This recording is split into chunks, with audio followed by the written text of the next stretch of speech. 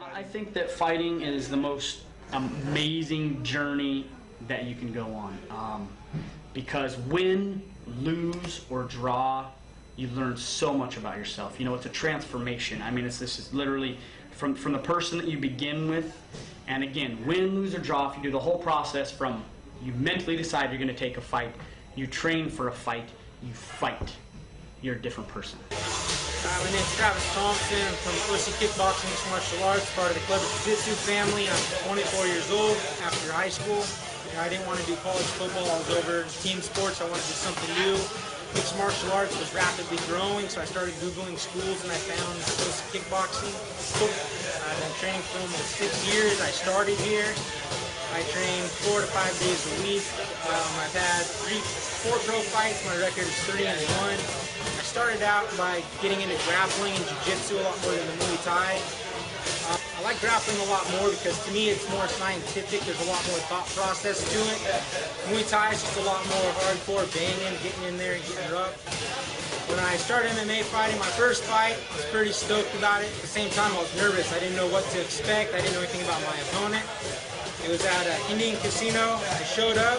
I trained for a month to fight a certain guy. When I got there, it was a different person, so I spent a month training for someone different. And that's kind of how I learned a lot of it is. Since then, on my next 3 fights, they've done something similar where I found out my opponent's changed within a week of the fight. Right before a fight, you're real nervous, you're real tense, you don't know what's going to happen. It's a very real thing that you could get beat up pretty badly. As soon as you step in the cage, though, everything leaves your mind. You're calm, you know you're at home, you're going to win because you're prepared. Everything else goes out the window, the crowd fades into the background, and all you can hear is your coach and your opponent on the other side of the mat from you. Period. Winning was to me, it's a big accomplishment. It shows something for all the hard work and training you put into it. You're training twice a day for 3 to 4 weeks prior to your fight. It means a lot to myself, it means a lot to the school as well and all my training partners. It's not just me that won, it's the whole team. Having your hand rose at the very end of the fight, it's a very satisfying feeling. On the other end, I have had 1 loss, and the whole time going through it, it's just seeing that other guy's hand raised is everything. What could I have done different? What did I do wrong? How could I have executed X, Y, and Z differently to have a different outcome? My name's Mike, Spider Monkey Frison. I'm the MMA and Muay Thai fight coach here at OC Kickboxing MMA. I've been training ever since I started in traditional martial arts, Japanese Jiu-Jitsu, and Shotokan karate, stuff like that. And did that for a while, got my black belt there, and then moved into Muay Thai, Jiu-Jitsu, and MMA in '98. Just love it, man. I mean, it's nice that I get to take someone, you know, it's kind of like an analogy of a baby. You know, it's like they're a little baby and they're just learning to crawl. Next thing you know, they're walking. Next thing you know, they're running. Next thing you know, they're competing in a marathon. You know, and so that's kind of the evolution of an MMA fighter. And it's cool to see. I've been coaching since I was a kid, actually. That was one of the things I just naturally was drawn to, and all of my instructors said I was talented in. You know, even when I was like 15, I was brought in as a junior coach, and then I became the kids coach for the kids class, and then I ended up moving into the adult classes and actually became the adult head instructor, and won instructor of the month, and eventually instructor of the year.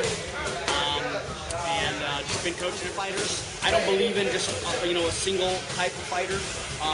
You know, I like guys that can do boxing and Muay Thai and Jiu-Jitsu and some wrestling, and they're all going to have their strengths, of course. They're all going to have particular areas they succeed in, you know, they excel in.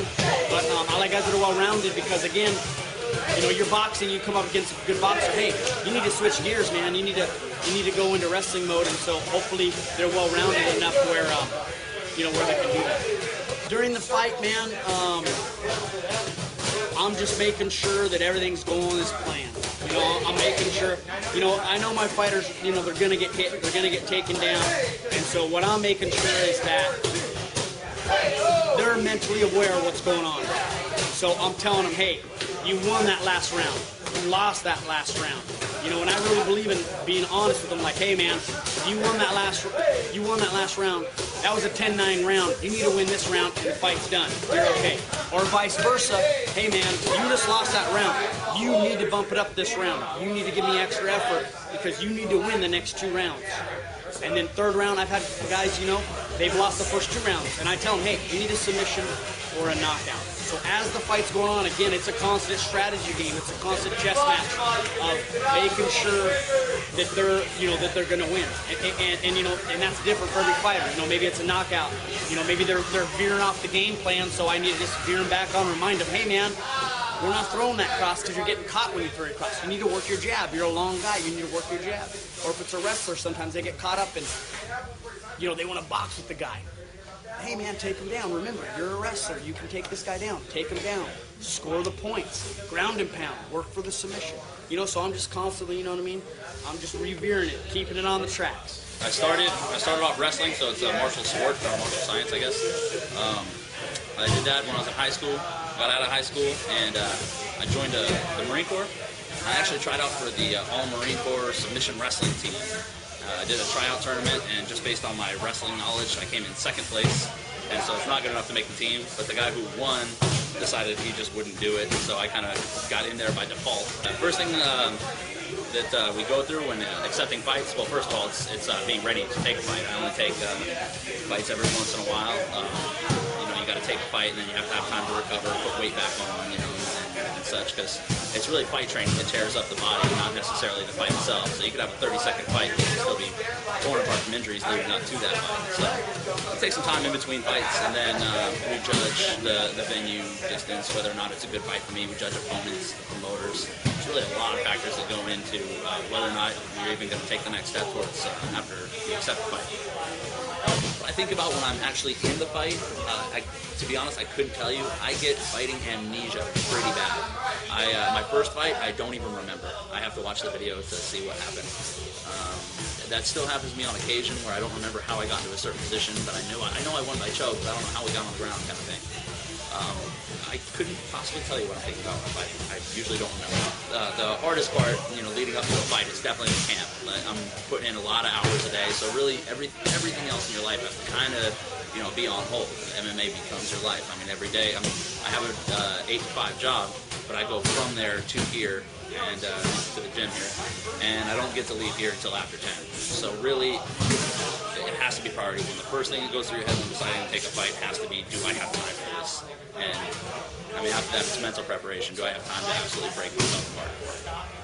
The losses are tough, emotionally, I guess, because it's not like losing a basketball game where, you know, the other guy is better than you at basketball. When you lose a fight, it's kind of like you got outmanned. Like, you know, a guy just beat you up on top of you losing at your sport. So it's kind of tough emotionally, but really, you know, if you get angry about it rather than sad, it's just going to lead you to train harder. So that's the way you're supposed to walk away from it.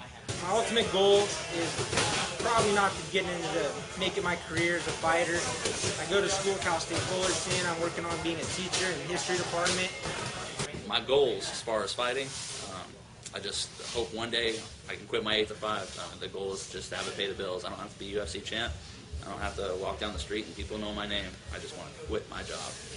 My goals as a coach, to be the best coach I can, you know, just that my guys succeed, that they come out as better people. You know, I mean, fighting is a crazy thing.